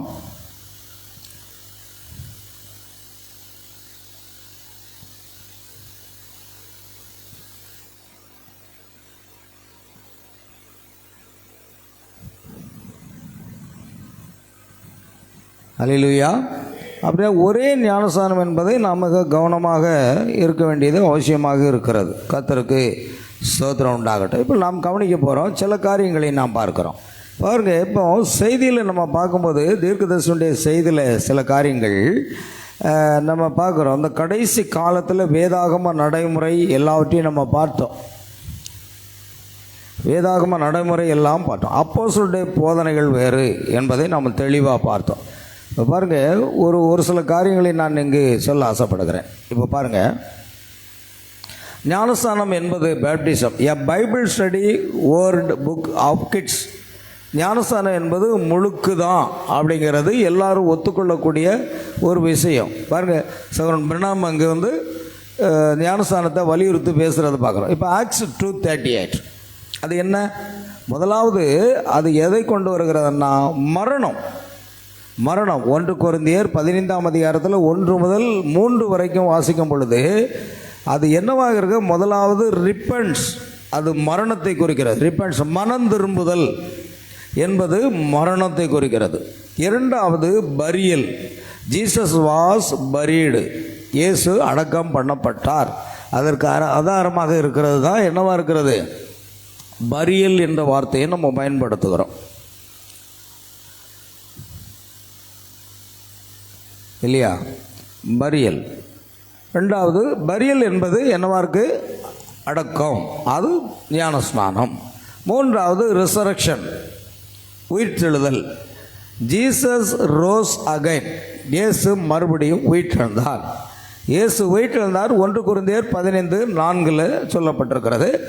ரிசரக்ஷன் மூன்றாவது, அது ஹோலி கோஸ்ட், பரிசுத்தாவினுடைய உயிர்த்தெழுதலை நாம் பெற்றிருக்கிறோம் என்பதை நம்ம பார்க்குறோம். அந்த 3 காரியத்தையும் பார்க்கணும். அப்போ வி மஸ்ட் டை. ரோமர் 6:2 நாம் கண்டிப்பாக என்ன செய்யணும்? பாவத்துக்காக மரிக்க வேண்டும். 2ஆம் வசனம் சொல்லுது பாருங்க. 2ஆம் வசனம் ரோமர் 6:2. பாவத்துக்கு மரித்த நாம், பார்த்தீங்களா? பாவத்துக்கு மரித்த நாம் இனி அதில் எப்படி பிழைத்திருப்போம்? அப்போ பாவத்துக்கு நம்ம அதை மரிக்கிறோம். இயேசு நமக்காக மரித்தார். அதே போல் நாமும் வி மஸ்ட் டை, நாமும் மரிக்க வேண்டும், பாவத்துக்காக மரிக்க வேண்டும். இரண்டாவது என்னவா இருக்கிறது என்றால் வி மஸ்ட் பி பரீடு, கண்டிப்பாக நாம் என்ன செய்யணும்? அடக்கம் செய்யப்பட வேண்டும். அது ரோமர் 6ஆம் அதிகாரம் 3-4 வசனங்களிலே சொல்லப்பட்டிருக்கிறது. அடுத்ததை எடுத்துட்டீங்கன்னா வி மஸ்ட் ரைஸ் அகைன், நான் மறுபடியும் என்ன செய்யணும்னா உயிர்த்தெழ வேண்டும். ரோமர் 6ஆம் அதிகாரம் 1ஆம் வசனத்திலிருந்து அப்படியே நீங்கள் மொத்தமாக கீழே வாசித்து பார்த்தீங்கன்னா அந்த மரணம், அடக்கம், உயிர்த்தெழுதல் எல்லாமே அங்கே இருக்கும். ஆகையால் வி மஸ்ட் ரைஸ் அகைன் அப்படிங்கிறத நம்ம பார்க்குறோம். கர்த்தர் ஸ்தோத்திரம் உண்டாகட்டும். கவனிங்க, ஆகையால் இதுதான் வேதாகம நடைமுறையில் காணப்படக்கூடிய ஒரு ஞானஸ்நானமாக இருக்கிறதுன்னு பார்க்குறோம். பாருங்கள், இன்னொரு காரியத்தை கூட நான் உங்களுக்கு காட்டலாம். இதை நம்ம காட்டிச்சோம் இல்லையா? சரி. ஆகையால் ஞானஸ்நானம் என்பது வசனத்தின்படி இதுதான். அது கர்த்தராகிய இயேசு கிறிஸ்துவின் நாமத்தில் ஒரே கர்த்தர் ஒரே விசுவாசம் என்பதை நாம் பார்க்கிறோம். இரண்டாவது, சடங்குக்கும் ரட்சிப்பின் அனுபவத்துக்கும் உள்ள வித்தியாசம். ஒரு சபையில் ஒரு ஸ்தாபனத்தில் போய் சேரணும்னா அது கத்தோலிக்க சபையாக ஸ்தாபனமாக இருந்தால் அவர்கள் குழந்தைக்கு உரிய ஞானஸ்தானத்தை கொடுத்து சபையின் உறுப்பினராக்கி விடுவார்கள். ஒரு குழந்தைக்கு என்ன செய்வாங்கன்னா, நம்ம சமீபத்தில் கூட எதுலேயும் நாங்கள் பார்த்தோம், ஒரு நியூஸில் பார்த்தோன்னு நினைக்கிறேன். நியூஸில் குருவானவர் ஒரு குழந்தையை பெற்றோர்கள் தாய் வைத்திருக்கிறார்கள், அடியில் ஒரு தாளந்து தட்டு வைத்திருக்கிறார்கள். ஒரு செம்பில் இருக்கிற அந்த தண்ணியை 3 முறை அந்த குழந்தையினுடைய நெற்றியில் ஊற்றுகிறார்கள். 3 முறை அது நெற்றியில் ஊற்றப்பட்டு கீழே விளைகிறது அந்த தட்டில். அது பிதா, குமாரன், பரிசுத்தாவிங்கிற பேரில் 3 முறை அந்த தண்ணீரை ஊற்றி கொடுக்கிறார்கள். இதுதான் கத்தோலிக்க ஸ்தாபனத்தினுடைய ஞானஸ்தானம். ஏன்னா நான் சிறு குழந்தையாக இருக்கும் பொழுது கத்தோலிக்க முறைப்படி என்னை ஆலயத்துக்கு கொண்டு சென்று அப்படி ஞானஸ்தானம் கொடுத்துருக்கிறார்கள். என் பெற்றோர்களிடத்தில் கேட்கும்போது உனக்கு அப்படித்தான் நாங்கள் கொடுத்தோம், ஏன்னா நாம் கத்தோலிக்கர்களாக இருந்தோம் என்று சொன்னார்கள். அதுதான் கத்தோலிக்க முறை. அவர்கள் சும்மா தண்ணியே நினைச்சுவாங்க, தலையில் நெற்றியில் ஊற்றுவாங்க, ஒரு 3 முறை ஊற்றுவார்கள். அதுக்கு பேர் தான் ஞானஸ்தானம். பாருங்கள், அதில் நம்ம பார்க்குறோம், அது ஒரு சடங்கு. அது என்னங்க சடங்கு? சடங்குக்கும் ரட்சிப்புக்கும் என்ன இருக்குது? வித்தியாசம் இருக்கிறத நம்ம பார்க்குறோம். அது ஒரு சடங்காக இருக்கிறது. கர்த்தருக்கு ஸ்தோத்திரம் உண்டாகட்டும். கவனிங்க, அது சடங்கு. சடங்குக்கும் ரட்சிப்பின் அனுபவத்துக்கும் வித்தியாசம் இருக்குது. அப்போது ரட்சிக்கப்படுவதற்கு என்ன அப்படின்னா, அது இயேசு கிறிஸ்துவின் நாமத்தில் விசுவாசம் உள்ளவனாகி ஞானஸ்தானம் பெற்றவன் ரட்சிக்கப்படுவான். அது மார்க்கு 16ஆம் அதிகாரம் 16வது வசனத்தில் இருக்கிறது. விசுவாசம் இல்லை அப்படின்னா கிடையாது. நீங்கள் வேணா வாசித்து பாருங்க, மார்க்கு 16:16. விசுவாசம் உள்ளவனாகி ஞானஸ்நானம் பெற்றவன் ரட்சிக்கப்படுவான். பாத்தீங்களா? விசுவாசம் உள்ளவனாகி ஞானஸ்நானம் பெற்றவன் ரட்சிக்கப்படுவான். விசுவாசியாதவனோ ஆக்கினைக்குள்ளாக தீர்க்கப்படுவான். அப்படியானால் ரட்சிக்கப்படுவதற்கு ஞானஸ்நானம் வெரி வெரி இம்பார்ட்டன்ட், மிக மிக முக்கியம். நீங்க உங்க ரட்சிப்புக்கும் ஞானஸ்நானத்துக்கும் என்ன இருக்குன்னா சம்பந்தம் இருக்கு. அது மரணம், அடக்கம், உயிர்த்தெழுதலை வெளிப்படுத்துகிறதாக இருக்கிறது. ஆனால் இங்கே என்ன இருக்கு? விசுவாசம் உள்ளவனாகி. என்ன விசுவாசம்? இயேசு என் பாவங்களுக்காக சிலுவையில் அறையப்பட்டார், இரத்தம் சிந்தினார், எங்கள் மீறுதல்கள் நிமித்தம் காயப்பட்டார், எங்கள் அக்கிரமங்கள் நிமித்தம் நொறுக்கப்பட்டார், எங்களுக்கு சமாதானத்தை உண்டு பண்ணும் ஆக்கினை உம்மேல் வந்தது, அவருடைய தழும்புகளால் நாங்கள் குணமாகிறோம். அப்படின்னா நம்முடைய பாவம், சாபம், வியாதி, பலவீனம் எல்லாவற்றையும் அவர் தன்னுடைய சரீரத்தில் ஏற்றுக்கொண்டார் என்ற ஒரு விசுவாசம், என்னுடைய பாவத்தை அவர் சுமந்தார் என்ற ஒரு விசுவாசம் யாருக்கு வருகிறதோ அவர்கள் தான் ஞானஸ்தானம் பெற முடியும். அந்த விசுவாசம் வரல அப்படின்னா அவர்களுக்கு ஞானஸ்தானம் கொடுக்கக்கூடாது. ஏன்னா விசுவாசம் இல்லாமலும் ஞானஸ்தானம் பெறக்கூடாது. ஏதோ கடமைக்காக. இன்றைக்கி அநேக சபையில் என்ன செய்கிறாங்கன்னா திருமணத்துக்காக ஞானஸ்தானம் பெறுறாங்க. நம்ம சபையில் அநேகர் ஞானஸ்தானம் பெற்றவங்க இருக்காங்க, இப்போ சபைக்கு வர்றதில்லை. ஏன்னா திருமணத்துக்காகவே ஞானஸ்தானம் பெற்றவர்கள் உண்டு. ஆனால் நான் இப்பொழுது அப்படி கொடுப்பது இல்லை. ஆரம்ப காலத்தில் நான் அதை சரி, அது ஒரு விசுவாசி தானே, ஞானஸ்தானம் கேட்கிறார்களே என்று சொல்லி கொடுத்து விட்டோம். ஆனால் திருமணத்துக்கு மட்டும்தான் அவர்கள் ஞானஸ்தானம் பெற்றுக்கொள்கிறார்களே தவிர வேறு எதுக்கும் ஞானஸ்தானம் இல்லை. அப்படின்னா அவங்க ஞானஸ்தானம் பெற்றதும் ஒரு காரியம் இல்லை, பெறாததும் ஒரு காரியம் இல்லை, ரெண்டுமே ஒன்று தான். ஏன்னா அவங்க பாவ மன்னிப்பை பெற முடியாது. ஏன்னு சொன்னால் அவங்க மனம் திரும்பலை, பாவ அறிக்கை பண்ணலை. அடுத்து விசுவாசம் என்ற ஒன்று அவர்களுக்கு வரல. விசுவாசம் உள்ளவனாகிய ஞானஸ்நானம் பெற்ற ஒருவன் தான் பாவத்திலிருந்து விடுதலை பெறுகிறான். அதுதான் ரட்சிப்பு. அந்த ரட்சிப்பு சால்வேஷன் அல்லது டெலிவரன்ஸ்னு சொல்லலாம். விடுதலை, பாவத்திலிருந்து விடுதலை. இயேசு சொன்னது போல பாவம் செய்கிற எவனும் பாவத்திற்கு அடிமையாக இருக்கிறான், இயேசு கிறிஸ்து விடுதலையாக்கினால் மெய்யாகவே விடுதலை. அதுக்கு பேர் தான் ரட்சிப்பு. ரட்சிப்புங்கிற வார்த்தை விடுதலை தான் என்ற பாவத்திலிருந்து விடுதலை பெறுவது. ஆனால் விசுவாசம் இல்லாமல் ஞானஸ்தானம் பெறலைன்னா அவன் ஆக்கினைக்குள்ளாக தீர்க்கப்படுவான். ஏமாற்றி சபையில் கல்யாணத்துக்காக ஞானஸ்தானம் எடுக்கிறவர்கள் அநேகர் இருக்கிறார்கள். அதில் எந்த ஒரு பிரயோஜனமும் இல்லை என்பதை இந்த வசனம் தெளிவாக சொல்லுகிறது. விசுவாசம் உள்ளவனாகி ஞானஸ்தானம் பெற்றுவான். அது ஒரு சடங்காக இன்றைக்கு அவர்கள் செய்கிறார்கள். இது சடங்கு இல்லை. ரட்சிப்பின் அனுபவத்துக்கும் சடங்குக்கும் வித்தியாசம் இருக்கிறது. ஆகியால் முக்கிய எபேசியர் 4:5, அப்போஸ்தலர் 2:38, ரோமர் 6:3-4 இதெல்லாம் ஞானஸ்தானத்தோடு சம்பந்தப்பட்டதாக இருக்கிறது. அது கர்த்தர், ஒரே கர்த்தர், ஒரே விசுவாசம், ஒரே ஞானஸ்தானம் என்பது எபேசியர் 4:5 அது மரணம், நீரில் முழுகுதல், நீரிலிருந்து எழுந்திருப்பல், எல்லா விதமான காரியம் எல்லா இடங்களிலும் இயேசு கிறிஸ்து நாமத்தில் தான். அப்போஸ்தலர் 2:38, அப்போஸ்தலர் 8:15, அப்போஸ்தலர் 10:48, அப்போஸ்தலர் 19:5 எல்லா இடங்களிலும் இயேசு கிறிஸ்து நாமத்தில் ஞானஸ்தானம் கொடுக்கும் பொழுது இன்றைய ஸ்தாபனம் ஏன் அதை ஏற்றுக்கொள்வதில்லை? ஏன் ஏற்றுக்கொள்ளக்கூடாது? ஏன் பிதாகுமாரன் பரிசுத்தாவின் பட்டப்பெயரில் ஞானஸ்தானம் கொடுக்கிறீர்கள்? கிபி 300 நூற்றாண்டிலிருந்து 4ஆம் நூற்றாண்டு வரைக்கும் யாரும் அப்படி கொடுத்ததே இல்லையே. அது 3ஆம் நூற்றாண்டுக்கு அப்புறம் வந்தது தானே. கிபி 300 ஆண்டுகள் வரைக்கும் அப்படி பிதாகுமாரன் பரிசுத்தாவி என்ற பட்டப்பெயரில் யாருமே ஞானஸ்தானம் கொடுக்கல என்பது, அப்போ ஆதி அப்போஸ்தலர்கள் எப்படி ஞானஸ்தானம் கொடுத்தார்கள் அதுதான் நமக்கு முக்கியம். ஆமென். ஆகையால் இந்த காலத்துக்கென்று தேவனால் அனுப்பப்பட்ட தீர்க்கதரிசி நம்மை, பிள்ளைகளுடைய இருதயத்தை எங்கு திருப்பி இருக்கிறார்? பிதாக்கள், புதிய ஏற்பாட்டினுடைய பிதாக்கள் என்றால் பழைய ஏற்பாட்டின் பிதாக்கள் ஆபிரகாம், ஈசாக்கு, யாக்கோபு. ஆனால் புதிய ஏற்பாட்டினுடைய அந்த பிதாக்கள் என்பது அப்போஸ்தலர்கள். அப்போஸ்தலர்களை கொண்டு தான் புதிய ஏற்பாட்டில் நமக்கு ஆரம்பிக்கப்பட்டது. அதனால் அந்த உபதேசத்துக்கு நாராக நாம் திரும்பணும். அல்லேலூயா. ஆனால் அது முழுக்க தவறான ஒரு உபதேசம். அது ஆதியில் 300 ஆண்டுகள் வரைக்கும் எந்த ஒரு போதகர்களும் கர்த்தராகி பிதாகுமாரன் பரிசுத்த நாமத்தில் ஞானஸ்தானம் கொடுக்கவும் இல்லை, யாரும் பெற்றதாக சரித்திரமும் கிடையாது. பின் ஏன் அதை ஏற்றுக்கொள்கிறார்கள்? வேதாகமத்தில் 4 இடங்களில் நாம் பார்த்துருக்கிறோம் இயேசு கிறிஸ்துவின் நாமத்தில் என்று. அப்படியானால் ஏன் அதை செய்வதில்லை என்றால் அதுதான் அவங்க ஸ்தாபன கொள்கை. அவர்கள் மனுஷருடைய கற்பனைகளை உபதேசங்களாக போதித்து வீணாய் எனக்கு ஆராதனை செய்கிறார்கள். மார்க் 7:6-7 அப்படி சொல்லுகிறது. பாருங்கள், இந்த ஜனங்கள் தங்கள் உடல்களினால் என்ன செய்கிறாங்க? என்ன கனம் பண்ணுறாங்க. ஆனால் அவங்க இருதயம் தூரமாக விலகி இருக்கிறது. அவர்கள் மனுஷருடைய கற்பனைகளை உபதேசங்களாக போதித்து, பாருங்க, பிதாகுமாரன் பரிசுத்தாவின் பட்டப்பெயர் ஞானஸ்தானம் மனிதனுடைய கற்பனை. ஏன்னா இயேசு சீசரிடத்துல தான் சொன்னார், வேறு யார்ட்டையும் சொல்லலை. சீசர்களுக்கு வேதத்தின் ரகசியங்கள் அறியும்படிக்கு அருளப்பட்டதுன்னு பைபிள் சொல்லுது. அப்படியானால் பிதாகுமாரன் பரிசுத்தாவினுடைய பெயர் கர்த்தராகிய இயேசு கிறிஸ்து. ஏன்னா ஒருமையில் சொல்லியிருக்கு.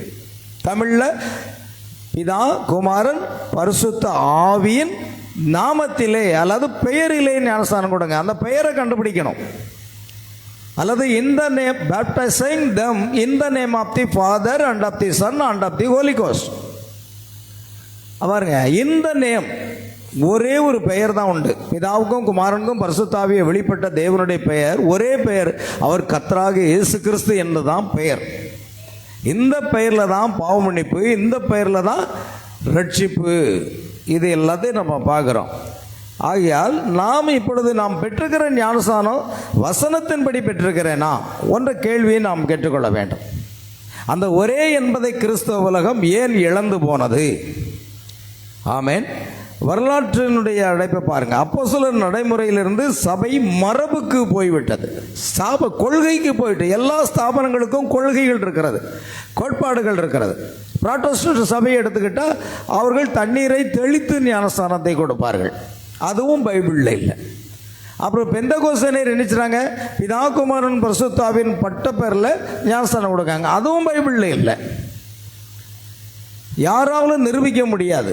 எந்த போதகரும் கொடுக்கவும் இல்லை, எந்த போதகரும் எந்த விசுவாசிகளும் பெறவும் இல்லை. அதுவும் இல்லாத ஒன்றைத்தான் அவர்கள் நடைமுறைப்படுத்தி கொண்டிருக்கிறார்கள். அது மனுஷனுடைய கற்பனைகளை போதித்து வருகிறார்கள். ஆகையால் திருத்துவ ஞானஸ்தானம் எப்போது எப்படி வந்தது என்பதை புரிய வைக்கிறோம். பாருங்க, அதில் ஒரு காரியம், முதல் நூற்றாண்டு, அது அப்போஸ்தலர் உயிரோடு இருந்த காலம் வரைக்கும் இயேசு கிறிஸ்துவோட நாமத்தில் தான் ஞானஸ்நானம், அதாவது 3ஆம் நூற்றாண்டு வரைக்கும் அதான் நடந்தது. நாமம் என்றால் ஒருமை, சிங்குலர்.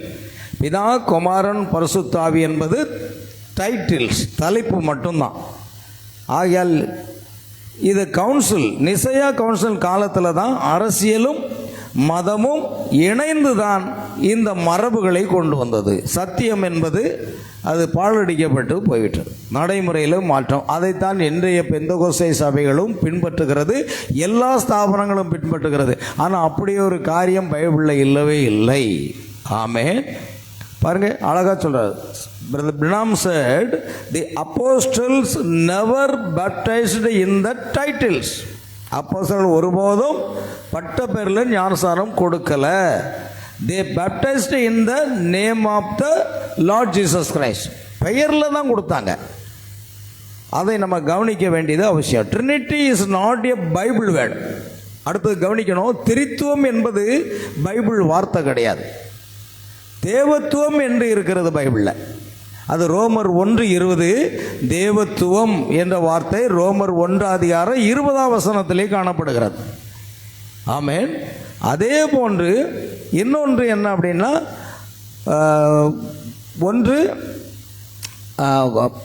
மன்னிக்கவும், கொலோசியர் 2:9 வாசிங்க. ரோமர் 1:20, கொலோசியர் 2:9, இந்த 2 வசனத்தை யாராவது வாசிக்கலாம்?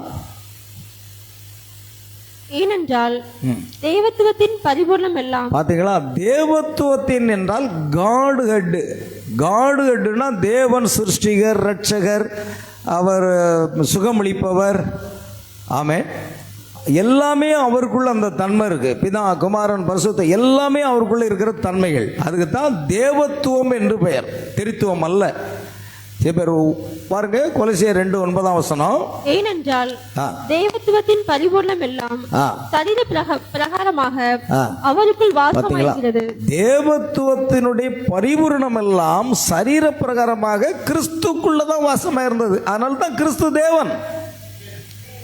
கிறிஸ்து தேவனாக இருக்கல, அவர் சிருஷ்டிகர், அவர் ரட்சகர், அவர் பரிந்து பேசுகிறவர், அவர் சுகமளிப்பவர், அவர் மரித்தோரை எழுப்புகிறவர், எல்லாமே அவருக்குள்ளதான் இருக்கிறது. தேவத்துவத்தினுடைய பரிபூரணம் எல்லாமே அவருக்குள்ள இருக்கிறது. இந்த 2 இடத்துல தேவத்துவம் என்ற வார்த்தை பைபிளில் இருக்கு. ஆனால் திரித்துவம் என்ற வார்த்தை பைபிளில் எங்கேயுமே கிடையாது. அப்போ இன்றைக்கு இந்த ஸ்தாபனங்கள் திரித்துவம், திரித்துவ தேவன், அந்த பழைய பாடல்களை பார்த்தீங்கன்னா திரித்துவ தேவன், திரியேக தேவன் என்றெல்லாம் பாடுவார்கள். ஆனால் அது பைபிளில் இல்லாமல் தான் அதை பாடிக்கிட்டு இருக்கிறாங்க.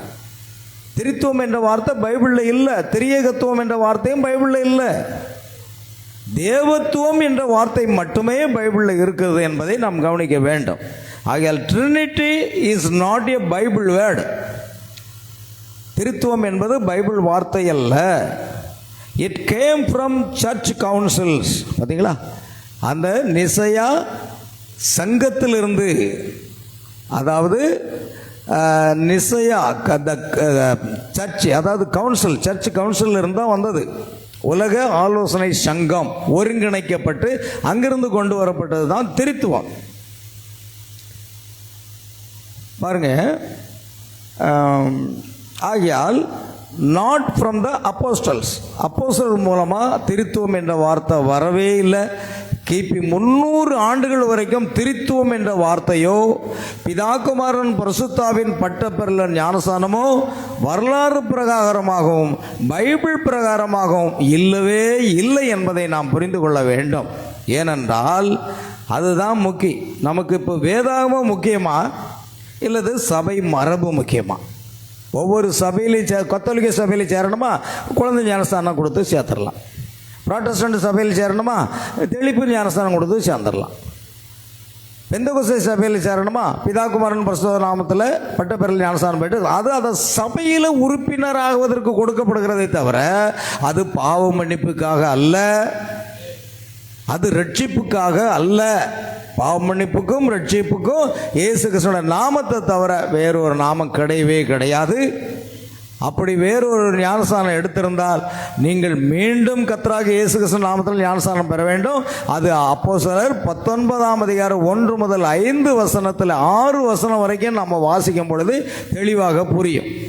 ஏன் அவர்கள் முழுக்க ஞானஸ்தானம் பெற்ற அந்த விசுவாசிகள் மீண்டும் பரிசுத்த ஆவியை பெற்றுக்கொள்வதற்கு கர்த்தராகிய இயேசு கிறிஸ்து நாமத்தில் ஞானஸ்தானம் பெற்றார்கள் என்பதை தெளிவுபடுத்துகிறது. ஆகையால் பிரியமான தேவனுடைய பிள்ளைகளே, ஆகையால் இன்றைக்கு விசுவாசி என்ன செய்ய வேண்டும் என்பதை நாம் தெளிவுபடுத்த வேண்டும். ஞானஸ்தானம் ரீபாப்டிஷம், பிதாகுமாரன் பரிசுத்தாவின் நாமத்தில் ஞானஸ்தானம் பெற்றீங்கன்னா அது செல்லாது.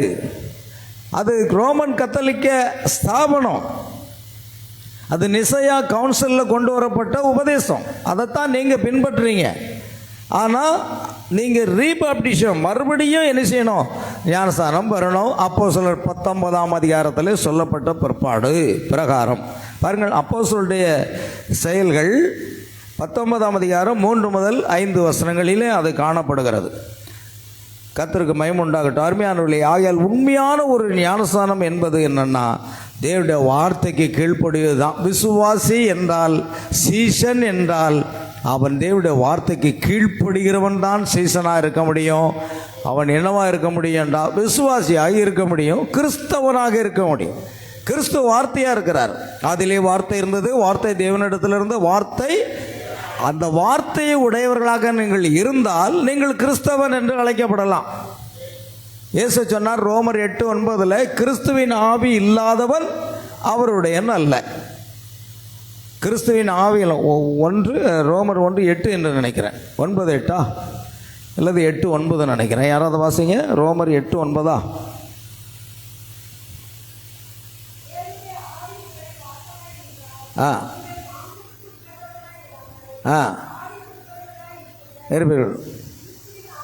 கிறிஸ்துவின் ஆவி இல்லாதவன் அவன் கிறிஸ்தவன் அல்ல. கிறிஸ்து வார்த்தையாக இருக்கிறார். அந்த வார்த்தை உங்களுக்குள்ளே வைக்காம நீங்கள் ஸ்தாபன கொள்கைகளையும் கோட்பாடுகளையும் மனித கோட்பாடுகளையும் வைத்துக்கொண்டு உங்களை கிறிஸ்தவன் என்று எப்படி அழைத்துக் கொள்ளுகிறீர்கள்? உங்களை கிறிஸ்தவன் என்று பைபிள் ஏற்றுக்கொள்ளாது, அவ்வளோதான். இயேசு ஏற்றுக்கொள்ள மாட்டார். நாம் அவருடைய நாமத்தை தரித்து கொள்ளணும். அதான் கலாத்தியர் 3:27 வசனம் சொல்லுகிறது. கலாத்தியர் 3:27, ஏனெனில் உங்களில் கிறிஸ்துவுக்குள்ளாக ஞானஸ்தானம் பெற்றவர்கள். பாத்தீங்களா? நீங்க உங்களில் கிறிஸ்துவுக்குள்ளாக ஞானஸ்தானம் பெற்றவர்கள் எத்தனை பேர்களோ அத்தனை பேரும் கிறிஸ்துவை தரித்துக் கொண்டீர்கள். கிறிஸ்துவை தரித்துக் கொண்டீர்கள். கிறிஸ்துவை தரித்துக் கொள்ள வேண்டியது அவசியமாக இருக்கிறது.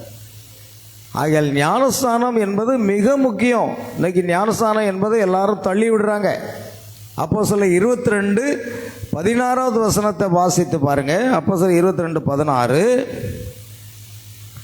இப்பொழுது நீ தாமதித்திருக்கிறது என்ன?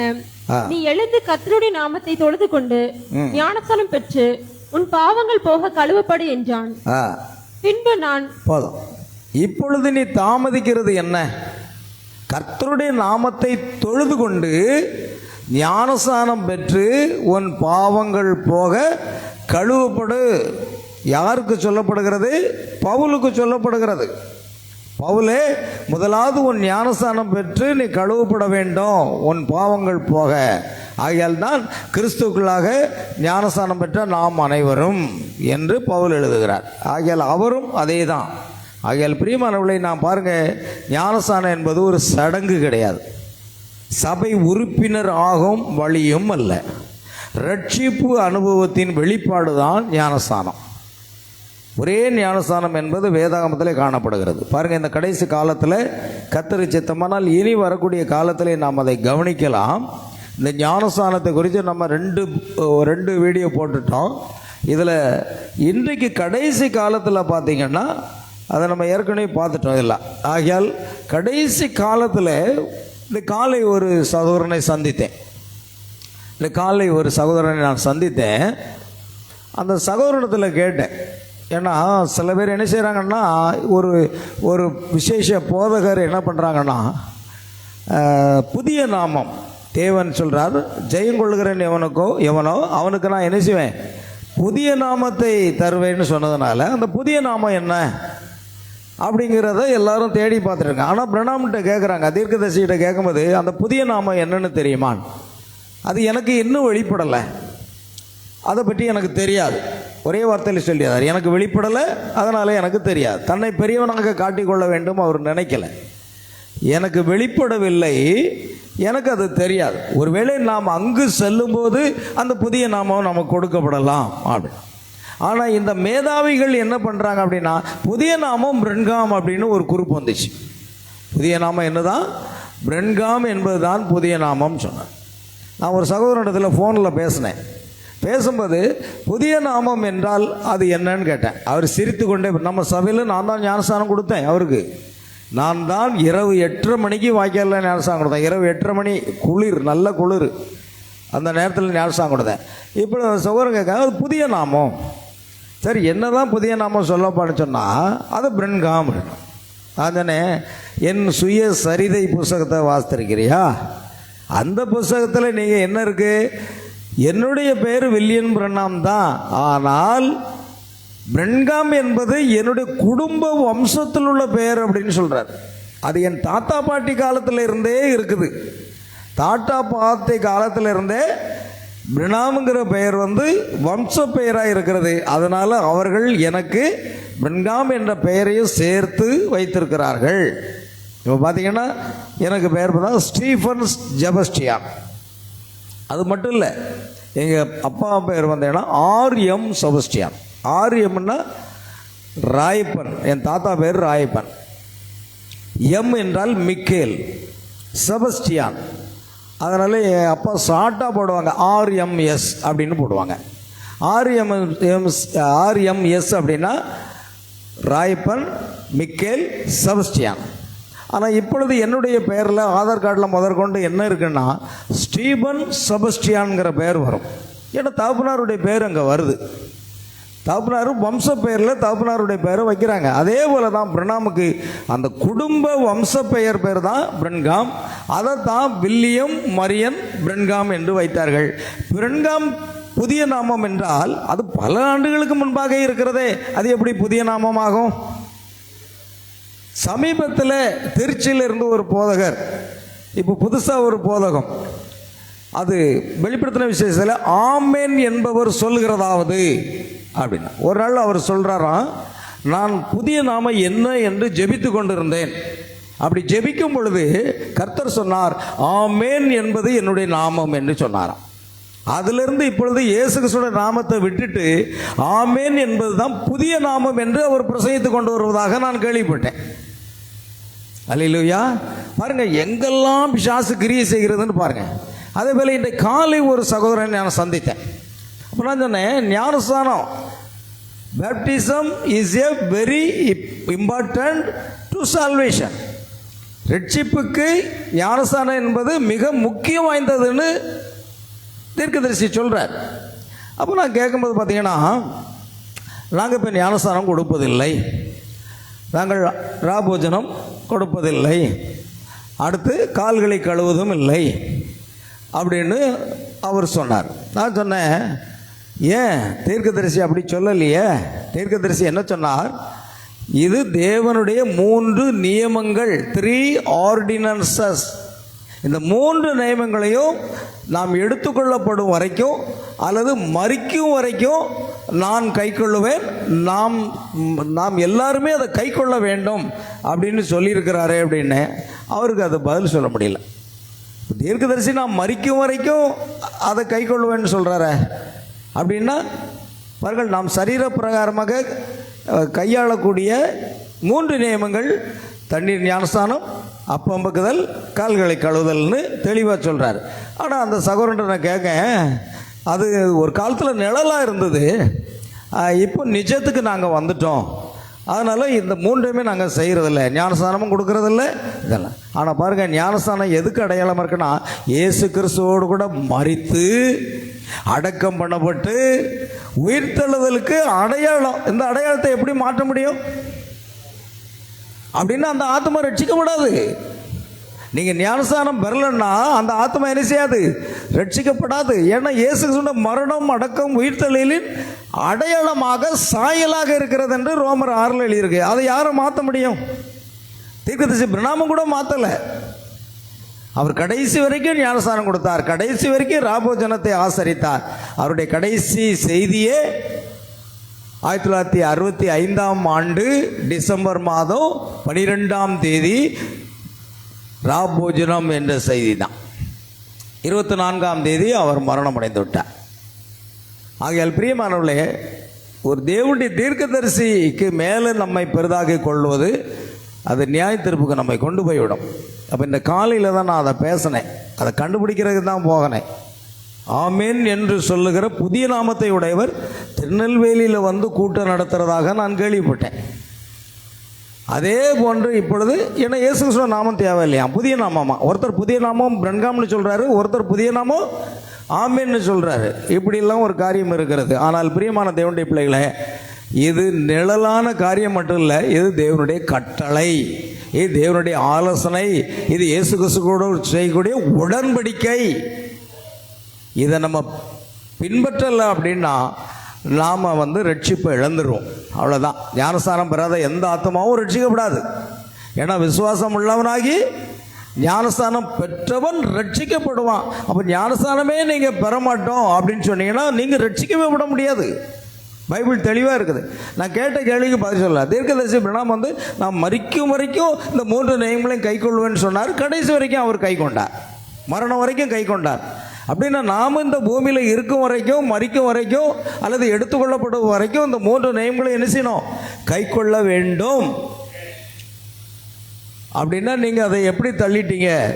தீர்க்கதரிசி எப்படி சொல்கிறத நீங்கள் எப்படி தள்ளிட்டீங்க அப்படின்னு சொன்னால் அவருக்கு பதில் சொல்ல தெரியல. சரி, யார் யார் எங்கெங்கே போகணுமோ அது அவரு சித்தம். யுவதாஸ் தனக்குரிய இடத்துக்கு போனது போல் யார் யார் எங்கே போய் சேர வேண்டியதோ அவருடைய சித்தம் இருக்கோ அங்கே தான் போய் சேருவாங்க. ஆனால் கர்த்தர் நம்மை முன்குறித்திருந்தால் நம்முடைய மகிமையை அவள் எடுத்துக்கொள்வார். ஆகையால் ஞானஸ்தானத்தை பற்றி ஒரு தெளிவான உபதேசத்தை பெற்றுக்கொண்டோம். கர்த்தர் சித்தமானால் அடுத்த முறை 3 நியமங்களை நாம் நிச்சயம் கை கொள்ள வேண்டுமா, அல்லது ஒரு காரியத்தை நாம் தியானிக்க கர்த்தர் நம்ம உதவி செய்வாராக. ஜெபம் செய்வோம், நாம் எல்லாரும் ஜெபிக்கலாம். அன்பின் பரலோக பிதாவே, உம்மை நன்றியோடு துதிக்கிறோம், சோதரிக்கிறோங்க தாவே. ஆசீர்வதிக்கப்பட்ட இந்த அருமையான மாலை வேளையிலும் உம்முடைய பாதத்தில் உம்மை துதித்து, உம்மை பாடி, உம்மை ஆராதித்து மகிமைப்படுத்தத்தக்கதாக தேவன் தந்த கிருபைக்காக ஸ்தோத்திரம். ஆண்டவரே, விசுவாசம் உள்ளவனாகி ஞானஸ்தானம் பெற்றவன் ரட்சிக்கப்படுவான் என்று வேதம் சொல்கிறது. ஏனென்றால் கர்த்தாவே, நாம் ரட்சிக்கப்படும்படிக்கு வானத்தின் கீழே ஆண்டவரே மனுஷர்களுக்குள்ளே இயேசு கிறிஸ்துவின் நாமமே அல்லாமல் வேறொரு நாமம் கட்டளையிடப்படவில்லை என்று சொல்லப்பட்டிருக்கிறது. இயேசு கிறிஸ்துவின் நாமத்தை தவிர பிரண்டாமுடைய நாமத்திலேயோ அல்லது ஆமேன் என்ற நாமத்திலேயோ ஞானஸ்தானம் பெற்றுக்கொண்டால் அவர்கள் ரட்சிக்கப்பட முடியாது. இன்று அநேக போதகர்கள் தவறாக பிரன்காமுடைய நாமத்தில் ஞானஸ்தானம் கொடுக்கிறோம் என்று சொல்லுகிறார்கள். அது பிசாசின் போதகமாக இருக்கிறது என்பதை பார்க்கிறோம். ஆனால் வேதம் மிக தெளிவாக சொல்லுகிறது, நாம் ரட்சிக்கப்படுவதற்கு நாம் இயேசு கிறிஸ்துவின் நாமத்தை தவிர வேறொரு நாமம் கொடுக்கப்படவில்லை என்று சொல்லப்பட்டிருக்கிறது. ஆண்டவரே, ஆகையால் கர்த்தாவே, நாங்கள் கடைசி வரைக்கும் ஆண்டவரே தேவனுடைய வார்த்தையில் நிலைத்திருக்க தேவன் எங்களுக்கு உதவி செய்ய வேண்டுமா ஜெபிக்கிறோம். இந்த ஆண்டவரே, இந்த ஸ்தோத்திரம் கர்த்தாவே, இந்த பைபிள் ஸ்டடி ஆராதனையில் கலந்து கொண்ட ஒவ்வொரு சகோதர சகோதரிகள் பிள்ளைகள் அனைவரையும் ஆசீர்வதியும். இந்த செய்தியை கேட்க போகிற சகோதரர்கள் சகோதரிகள் ஒருவேளை பிதாகுமாரன் பரிசுத்தாவின் நாமத்தில் பட்டப்பெயரில் ஞானஸ்தானம் பெற்றிருந்தால் உண்மையான ஞானஸ்தானமாக கர்த்தராகிய இயேசு கிறிஸ்துவின் நாமத்தில் ஞானஸ்தானம் பெற்றுக்கொள்ளும்படி கர்த்தர் அவர்கள் இருதயத்தில் பேசும்படியாக ஜெபிக்கிறோம். ஒருவேளை அவர்களுக்கு குழந்தை ஞானஸ்தானமோ தெளிப்பு ஞானஸ்தானமோ வேறு ஏதாவது ஞானஸ்தானத்தை பெற்றிருந்தாலும் பைபிள் படி ஆண்டவரே, ஒரே கர்த்தர், ஒரே விசுவாசம், ஒரே ஞானஸ்தானம் என்ற அடிப்படையில் மனம் திரும்பி பாவமன்னிப்பு கண்டு இயேசு கிறிஸ்துவின் நாமத்தில் ஞானஸ்தானம் பெற்றுக்கொள்ளும்படி கர்த்தருடைய இருதயங்களிலே பேசி அவர்கள் மனம் திரும்பி வார்த்தைக்குள்ள கடந்து வர கிருபை செய்ய வேண்டுமா ஜெபிக்கிறோம். நம்முடைய நாம மகிமைப்படட்டும். சகல துதி கன மகிமை யாவற்றுமுக்கு செலுத்துகிறோம். கர்த்தராகிய இயேசு கிறிஸ்துவின் நாமத்தில் கேட்கிறோம் பிதாவே, ஆமென். என் ஆத்மாவே கர்த்தரை ஸ்தோத்திரி, என் முழு உள்ளமே அவருடைய பரிசுத்த நாமத்தை ஸ்தோத்திரி. என் ஆத்மாவே கர்த்தரை ஸ்தோத்திரி. கர்த்தர் செய்த சகல உபகாரங்களையும் மறவாதே. ஆமென். அல்லேலூயா. கர்த்தராகிய இயேசு கிறிஸ்து உங்கள் ஒவ்வொருவரையும் ஆசீர்வதிப்பாராக. God bless you. God bless you.